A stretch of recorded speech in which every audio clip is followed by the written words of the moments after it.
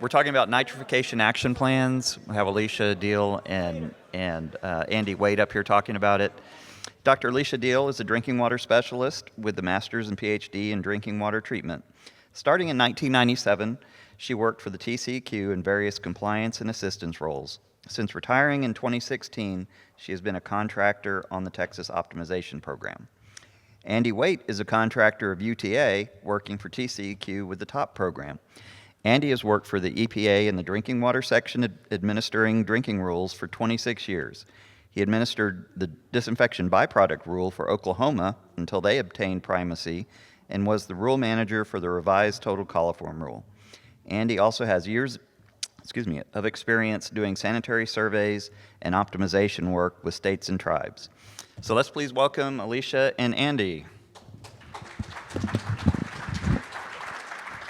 Thanks, Dave. Thanks for that introduction. I appreciate it. Today we're going to be talking about a little bit about nitrification in Texas. I have a button. What are we going to talk about? We're going to start talking about what is nitrification, who can it impact, and a little bit about the biology. We talked a little bit about the biology in the last presentation, but we'll go into it a little bit more here. And then we're going to also talk about who needs to have that nitrification action plan and kind of what are those elements, what are the goals. We'll have some idea of what the triggers are and what actions. Those are the things you have to have. You have to have what your goals are. You have to have baseline, so you have to actually sample. And you have to figure out what you're going to do, what a triggering event is or events are, and then what it is you're going to do after you have that. You can't say, oh, I don't think that the action is run around in circles, scream, and shout. So we'll try to put that all together.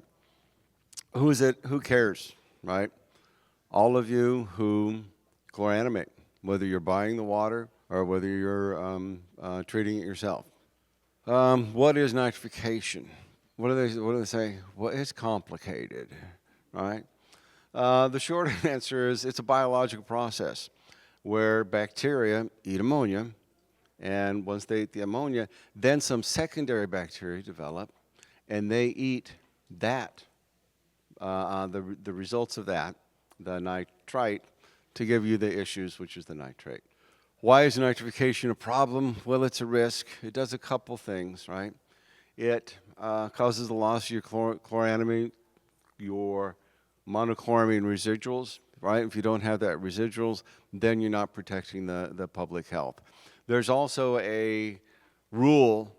You're supposed to have a residual everywhere in your distribution system, and if you have these bacteria in there and they're taking the residual level down, then you're going to be in violation. We don't want that.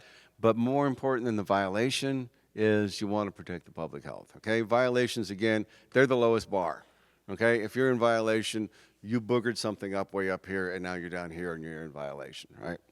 So you have to keep it safe.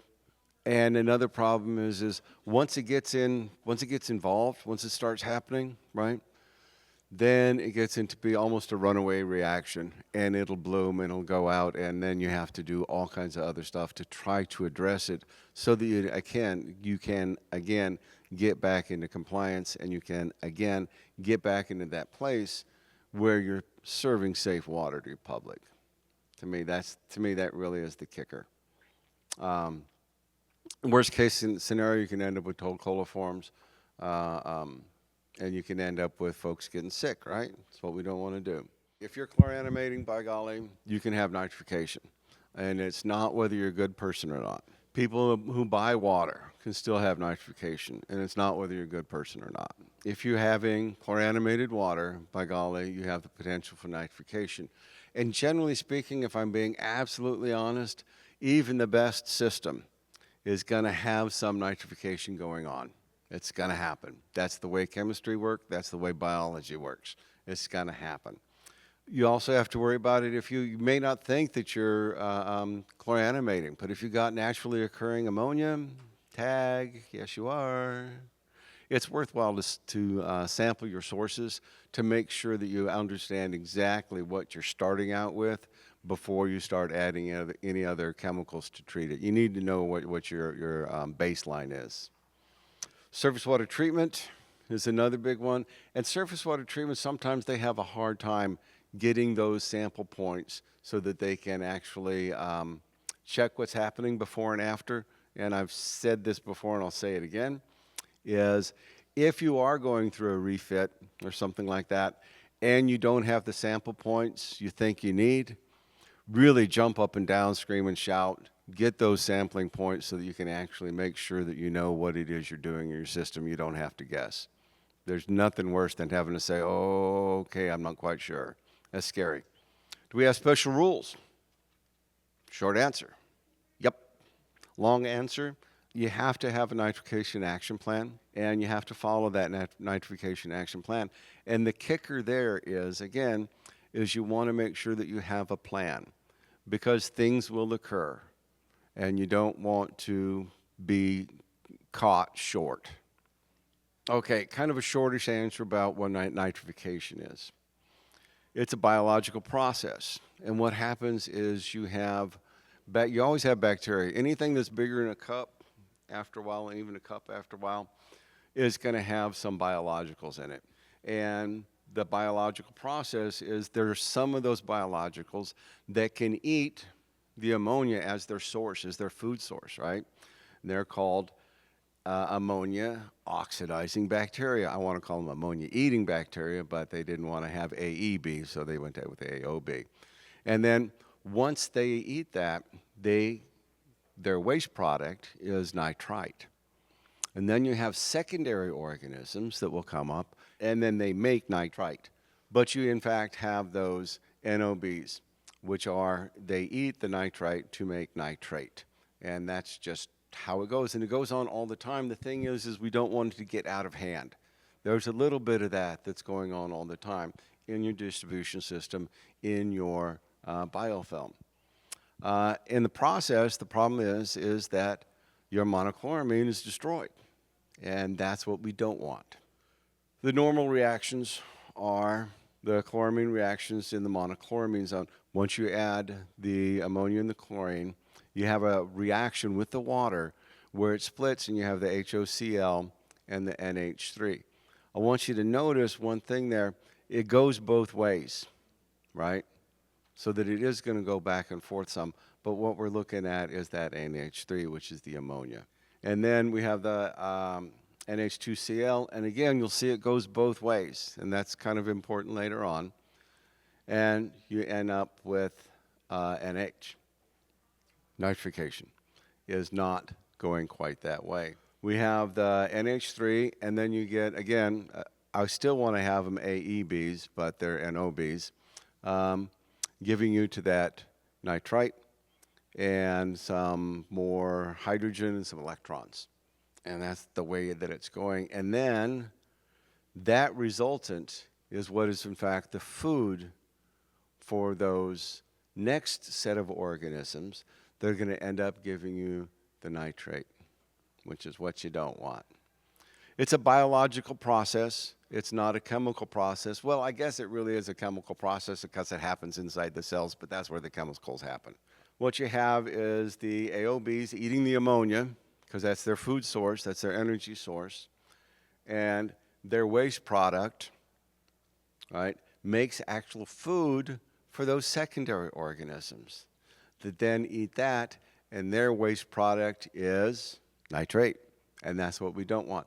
So this process takes a long time. These aren't high energy things. They're not eating sugars, right?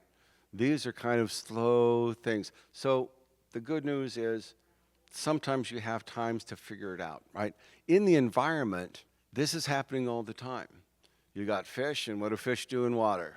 That's why some people don't want it. That's why some people want to drink beer.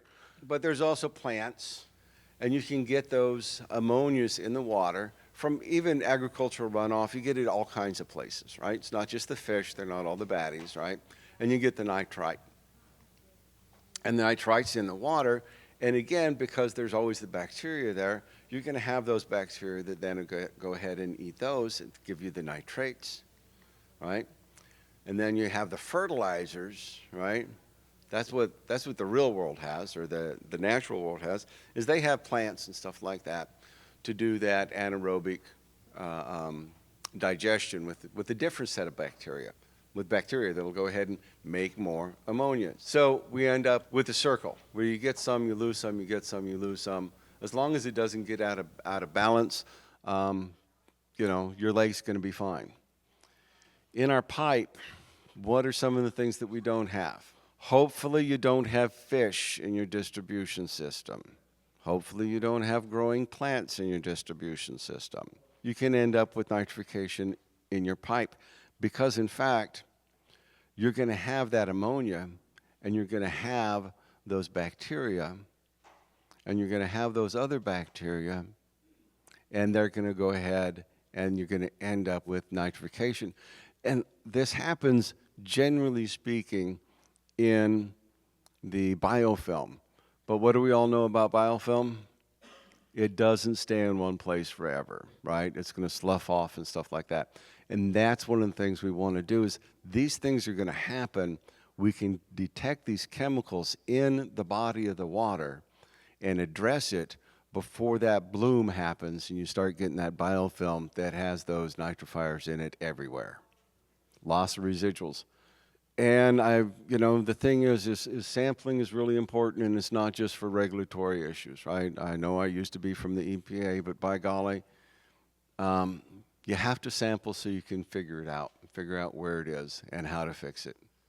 You can detect whether nitrification is occurring by keeping track of total chlorine, monochloramine, and what is our Superman? Free available ammonia. That's the one thing that can make it so we can actually figure out where we are with our disinfectant processes. So we can figure out what our ratios and make sure that we're in the right place in our dosing. And if some of this is going crazy later on, we can also look at it and figure out why we're having problems. The abnormal levels, that's the real clue, right? So you have to have some idea of what normal levels are, right? Otherwise you don't know what's abnormal. Normally what happens with water, as it ages, things are going to happen. Your chlorine residual is going to go which way? Chlorine residual over time. And the monochloramine residual is going to go same way, right? The free available ammonia, okay, remember we were talking about the reactions go both way? What happens to the ammonia? It goes up a little bit. It's not crazy. It goes up a little bit. Your nitrite's going to stay the same, and your nitrate is going to stay the same. But you have to have those data sets in there so you can say, okay, look, we're all doing this. And you want to have it across your distribution system, not just in one place, so you can see where it's going on. For an example, this is a graphical representation. And you can see that the chlorines are going down slowly a little bit. You can see the red line, the ammonia, it's going up just a little bit. And the nitrite and the nitrate, they're staying even. If you plot that over time or across your distribution system, right, for water age, that's what you should be seeing. You should be seeing something like that. Small variations are going to be okay. Again, that's why you want to take multiple samples over time. So you can say, okay, yeah, that's the normal range. That's the normal range. We can live with that. If it's abnormal, what's going to happen? Well, we're going to have the same thing with the chlorine residual. It's going to go down, but it's going to go down farther, right? It's going to really start dropping off. Your monochloramine, it's going to do the same thing. It's going to fall off. Your ammonia is, instead of going up, what's going to happen to it? It's going to go down because you've got those AOBs out there using it as an energy source. And then your nitrite goes up, and then as it starts being consumed, right, by the nitrifying bacteria, it's going to start going down again. Again, this is kind of a slow process, so you want to look at it through water age. And your nitrate goes up, and then it just goes up, and then it just goes up. So this is a better example of what it looks like, or a graphical example of what it looks like when you're having an issue. You can see that the chlorine species are just dropping off, right? And they almost bottom out. You can see that the ammonia, instead of slowly rising up, it's going down. It's going down. Why? It's because it's being used as a food source. And then you can see that the nitrite is going up a little bit, and then it's going back down as it becomes a food source. And your nitrate is just doing that slow, steady increase, right? And it doesn't get better on its own. So one of the issues is it nitrification or is it something else? Because unfortunately, it's not rocket science, but it is complex. You have to look at it. You have to pay attention, right? Because things can trick you. You could be on the wrong part of that breakpoint curve where you have unstable chloramines and you're getting those different subspecies out. And that could be throwing your data off. So you want to make sure you have an idea of where you are, that you're actually somewhere in that 1-to-5 ratio, 1-to-4, 1-to-5, somewhere in there.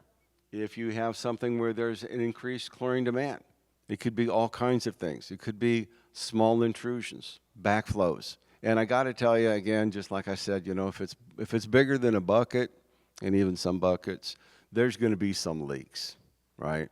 And if there's some leaks, the way pressure goes back and forth and stuff like that, there'll be intrusions and extrusions, right? What happens though is when they get a little big, then you have something where you have to say, okay, I have to deal with this. But that's not nitrification. It may cause nitrification later on, but that's not nitrification. Clues that imply loss of your chloramine residual, if it's going down, especially if it starts doing that precipitous drop over time. And that could also be farther off into the distribution system. The disappearance of your ammonia, the change in the nitrite, up or down, because you may have missed that up part, right? Now it's just going down. And if the nitrate is going up, subsequent decrease in your nitrite and or a pH decrease. We were talking about that earlier. If that pH starts going down, and other than that, you have pretty good stable water, that may be an issue in your low alkalinity waters. That may be another indicator, right? They're all indicators, and you kind of got to be the detective to look at it, which is why you have to have a nap. Some clues: microbial growth. Sometimes this is hard to do over time because unless you're doing stuff like a lot of extra special coliforms, you may not find it in any kind of a time. How many people actually do heterotrophy plate counts? Yeah, that's what I thought. But, you know, that's another way to detect. Just thought I'd let you know. And an increase in your oxidizing bacteria. Again, that's hard to detect. It's a lot easier to detect the nitrites, the nitrates, and the ammonia, free chlorine, chloramines, and ammonia. We can check for that. It may be nitrification if your chlorine's low, your monochlorine's low, but you have a normal percent of the total. Ammonia's too low. Again, if your nitrite's going up and then down, and your nitrate's just going up. So you have to think about that.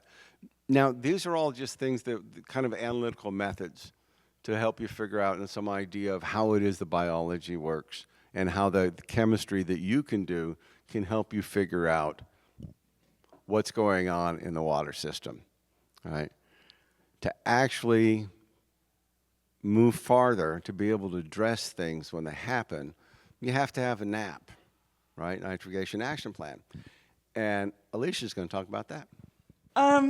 So nitrification action plan is the next topic. And how many of y'all have a nitrification action plan? Those are who are operating systems. Good, good. That's a good representation. Glad to hear that. It's basically like a monitoring plan, just for a different purpose. You're just trying to set yourself up for success by putting this together. It's going to be different for everybody because there ain't two systems the same in Texas and probably in the world. So it's going to include your map that's going to show what your nitrification action plan sites are. Now, a lot of people use their back T sites or their total coliform roll sites, but you might have some little differences. You might have some little end runs that you're going to put in your NAP that aren't your coliform sites. It's going to have your schedule. So, you know, we got this weekly minimum for monitoring the chloramine effectiveness suite, but you might have areas where you want to get out there more frequently because they're a problem to you. It's going to have the list of analytical methods, which is a kind of, it's just paperwork, but it lists the methods that you're using, and it isn't included on your lab approval form.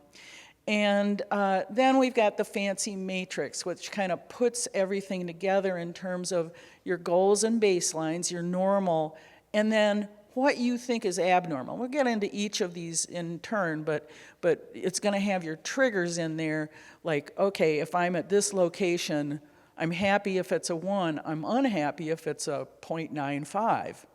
And then finally, a list of roles and responsibility. Who's expected to take some actions when something is not as triggered, okay? It's not normal. So nitrification is you control it by knowing what normal is and doing something when things are not normal, which is actually kind of generic. It's the same thing you'd do with coliform or anything else. If you had a bad coliform, that's not normal. You're going to take repeats. You might take some specials. You might do some other things, check some valves or something. So anytime something's not normal in your system for anything, you're going to do something about it. You got to have some initial data, some goals and to make goals and baselines to define what is normal.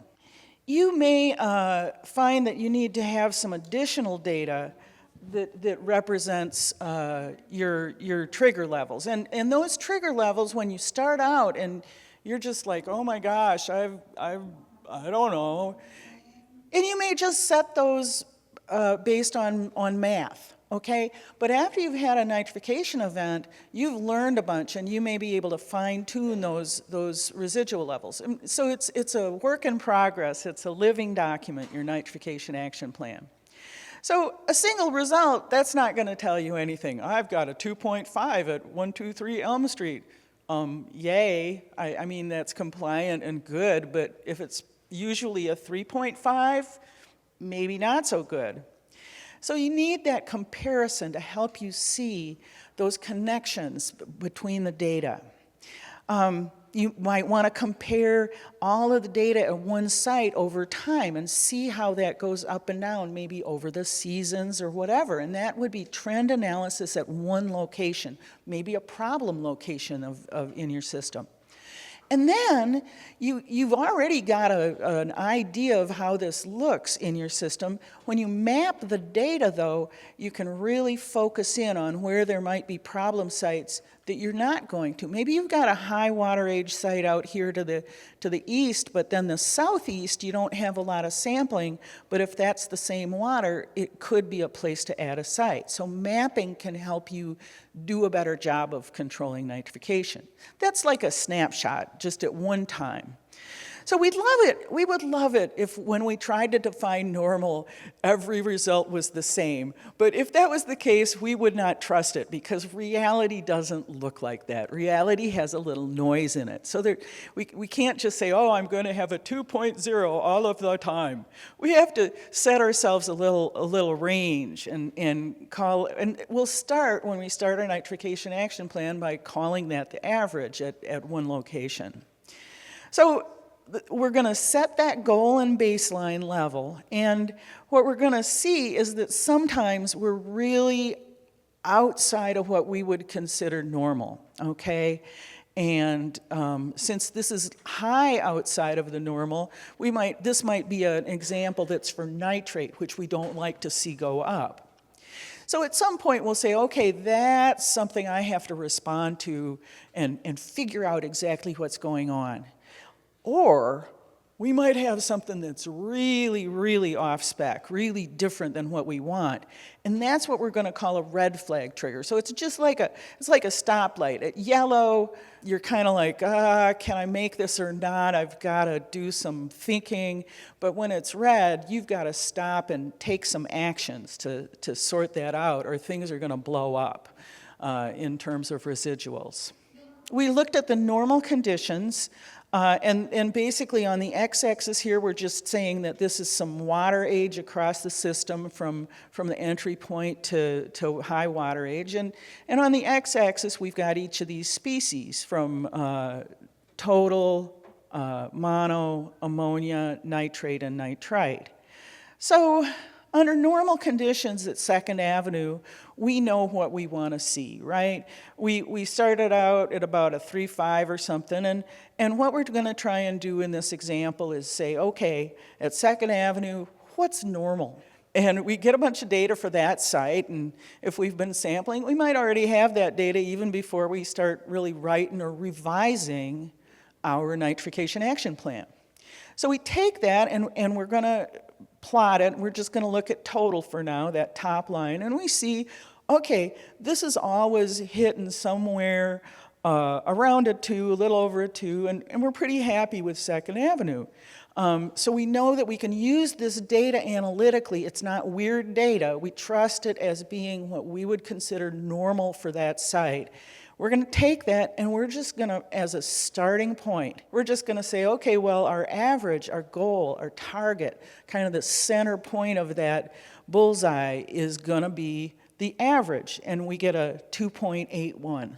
So let's expand that and just look at the 2.89. Now we've expanded the y-axis, okay, and we see it's an average, right? So half of the stuff is going to be over, half is under. We feel like that's a good representation of the target for Second Avenue. And there we are. But we want to set triggers, and this is going to be a little trickier, especially, you know, if you've never had nitrification. First of all, excellent, lucky you, and congratulations for how good you're running your system.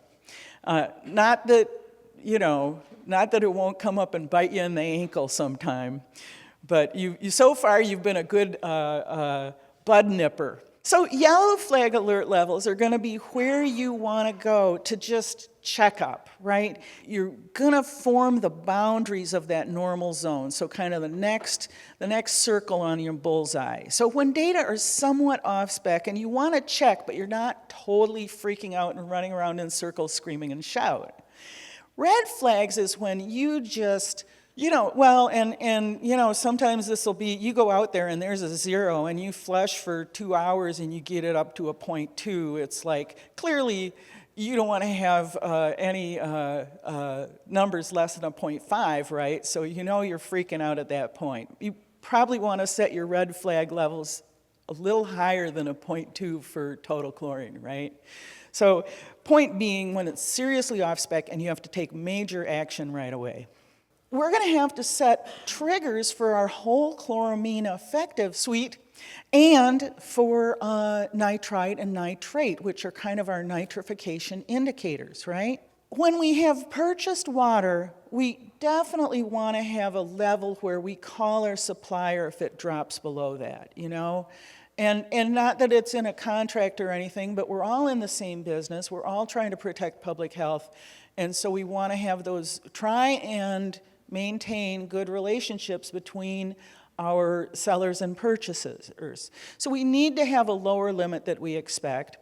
And if we're dosing, we want to have maybe an upper limit as well, because we want to dose responsibly, because we're also stewards of the public funds, right? So we can't solve all this by just running at, a super high residual. We want to be responsible.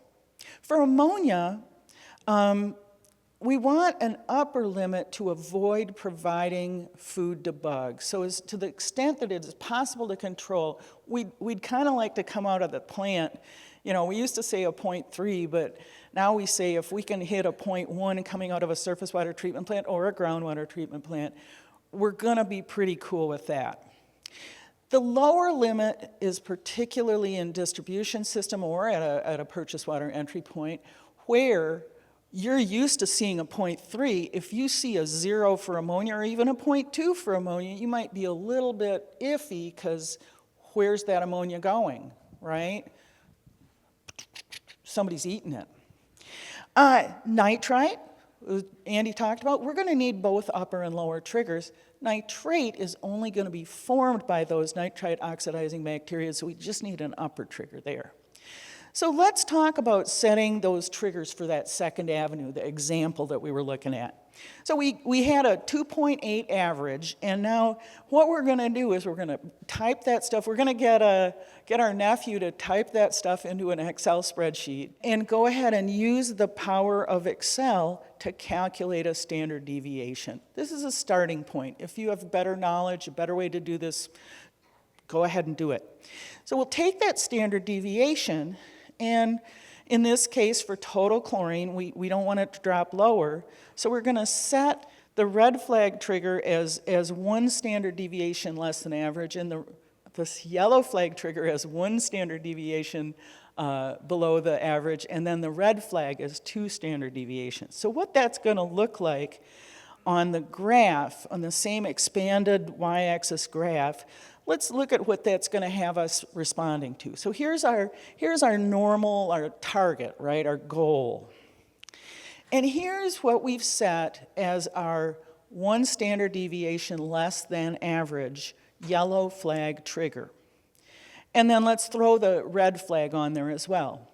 So what we've got here is a situation where in this case, how many times in this 3-month period did we have to get out to the Second Avenue and do additional work?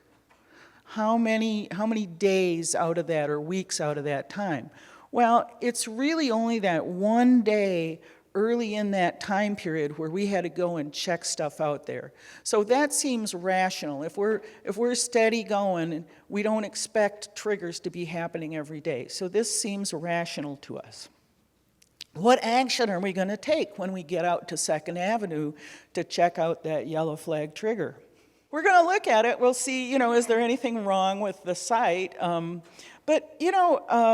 These may overlap. These actions are going to overlap with stuff you do anyway. And just like PMs, preventive maintenance is a generic thing. You're not going to not do anything and then just amazingly do it when you've got a problem. But you've got, especially for yellow flag triggers, you've got this corrective stuff that you might have been doing anyway. And then you're going to have more actions you have to take if things are really off spec.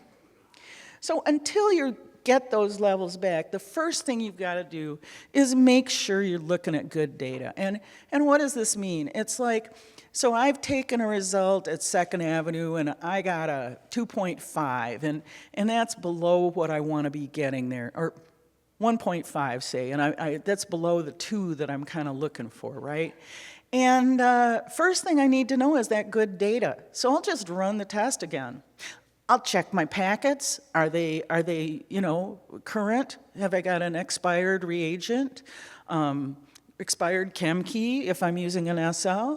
And at this point, I was just doing normal monitoring of total chlorine, monochloramine, and free available ammonia. So I'm going to go ahead and get some nitrite and nitrate there so I can compare that to the baselines and goals for those, right? So verifying that sample, maybe I'll ask my buddy, maybe I had a bad night last night and I just don't trust myself this morning. So maybe I'll get my buddy to drive on out to Second Avenue with me and use their kit to take the same sample and compare. Oh, you're getting the same number? Well, then we know this really is a low result. We'll look at that tap. I mean, you've got the same problem as you would have with coliform samples. If that water is aging more than usual, if the business you're sampling has gone out of business and is not using any water, or something like that, you are like, okay, well, that could be my problem right there. And then once you've established it, sure enough, this is not what you want to see, you're going to identify that affected area. Remember, we said it could bloom. So hopefully we've caught this before it's blooming in the whole system. And do a valve sweep and flush that area. So you notice how we didn't start flushing first thing. We checked out the area, and so now we know where we got good water nearby that we can flush into the bad water area before we turn on a hydrant. And conceivably go to the trouble of doing unidirectional flushing. We'll talk about that some other time. For red flag triggers, when things have really, you've got a bloom, a lot of times the solution is a temporary conversion to free chlorine. And we asked earlier, and some people had done that. That's a whole nother presentation by David Simons, our moderator today. So putting it together, we've got the goals, baselines, triggers, and actions. We've got the map, we got the sample schedule, we've got a list of analytical methods. The matrix is where we put all of this sampling in one spot. So your nitrification action plan should not include the copy of the matrix off TCEQ's website. You should have one that is for your system. And so you'll see we list our sample sites across on that first column. Some of those will be low water age, like an entry point. Some will be average water age. And then those really scary ones, those high water age sites. We'll list our actual specific addresses or have a table. And then you'll notice for the first one, we've got the starting part, we've got just the total, mono, and ammonia. And then on the bottom, we've got nitrite and nitrate. And we've got our goals, we've got our yellow triggers and yellow triggered actions listed, verify, etc. And then we've got our red triggers. But ultimately, this is going to be a living document. It should be updated. Things may change. You may have solutions. You may loop a line. You may find a historically broke closed valve that you replace. So you're going to be able to take action and fix your system. And afterwards, you're going to want to update that nitrification action plan to represent how you've taken control and fixed your system. So our take-home message today is, chloramines are a great tool. They keep you a residual a lot longer than if you got the free chlorine, and you get away from those unwanted disinfection byproducts, which can be a real pain. But with that bonus, with those benefits, we get a little risk, right? It's always like that in life, and we have the potential risk of a nitrification bloom. But you can detect that before it gets bad and control it and take action to control your system by using your nitrification action plan. Thank you. All right, we have a couple of minutes before the break, so if anybody has a question, please just raise your hand and we'll bring the mic to you. I have a question, kind of piggyback on a gentleman's question earlier about pH and chloramines. You had mentioned 8.3 was a very healthy level for chloramines. What if you go higher? Let's Higher say a is great. 9.3. So the question about pH for stable chloramines. So we're in Austin today, and Austin is one of the few systems in Texas that uses lime softening. And since the 50s, we don't know of an actual nitrification event in the city of Austin because their pH is 9.5 or higher. So the higher the pH, the more stable your chloramine. So if say you're running at something more realistic like an 8.7 or something, you're probably very golden in that case. Oh, there's Gary. I said 9.5. Oh, so the question on the upper bracket for pH, amazingly, we do not have a secondary standard for high pH, but for a surface water treatment plant, the CT tables from the EPA, from the actual original surface water treatment rule in '86, they cut off at 9.5. So that's kind of a informal top end. Yeah. Okay? I have a question about when we're setting our triggers. If there's a particular time of year we should evaluate the data to set that trigger? Great question about seasonality. So it could be the case that you would, if you're able to look at a year of data, you might actually wind up with a summer and winter level, depending on how your system runs and how much it's affected by the temperature.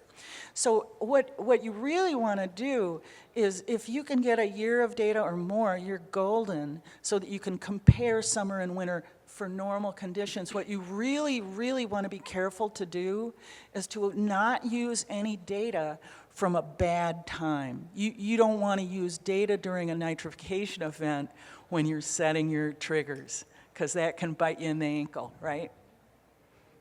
So yeah, that would be great to have a year of data. And that's why it's a living document. You might want to get your nap done when you've only got 3 months of data. And after a year, just go back and look at that seasonality. Great question. I guess, again, to piggyback off of that, nitrification's at greater risk during the summer. Would you agree? Everything happens faster when it's hot.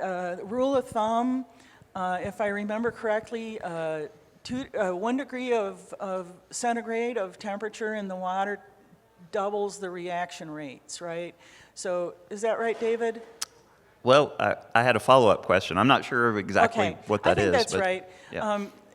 And so your decay is going to be faster, your decay of your chlorine is going to be faster, and the bugs are going to be eating faster. So everything's happening faster, which is why summer is always a hard time for water systems.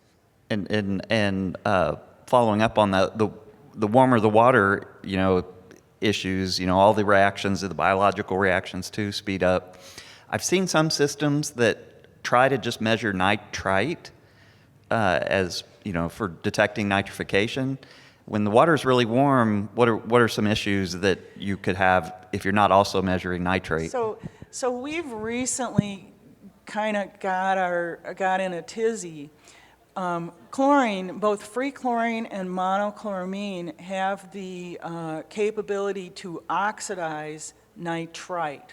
Okay, so one of the problems we have is that there's an instrument called Hawk SL 1000 that many people use, and that will measure nitrite, but the nitrate probe is usually inadequate. So we have a lot of people just measuring the nitrite. If in fact your monochloramine is oxidizing your nitrite to nitrate, you could have some weird results in the absence of nitrification, where you're losing a little nitrite and gaining a little nitrate, but you don't have a problem with your total chlorine in your monochloramine, really. Because the levels that we have in Texas, unless you're a violating system, your nitrite is around, it's a real little number, 0.01, Yeah, 0.05. 0.03, yeah, So something the amount you lose of chlorine, so if you're running at a 2 of total chlorine and you oxidize 0.01 chloride, you probably won't see it in your total chlorine because you've got more noise than that. And so you'd be looking at your nitrate data and going, oh my gosh, my nitrite's dropping and my nitrate is going up and I'm freaking out. But you're like, I don't have a problem with my chlorine, so I'm going to make sure that I retake the samples and check and make sure, nearby it's not some better indicator of nitrification. But yeah, so that is what you're going for, right, David? Yeah, and I think Andy also alluded to the fact that when the water is really warm, the biological reactions of ammonia to nitrite and then nitrite to nitrate can go really fast, and it's easy to miss just the nitrite spike. You'll see, you'll never catch it. It's a real problem down here in the South. We've got waters that are 30 C and higher that you may not see nitrite at all. Especially if you're just doing weekly sampling. So here's another thing for seasonal determinations is you might want to step up your sampling in the summer and take a Monday, Wednesday or something.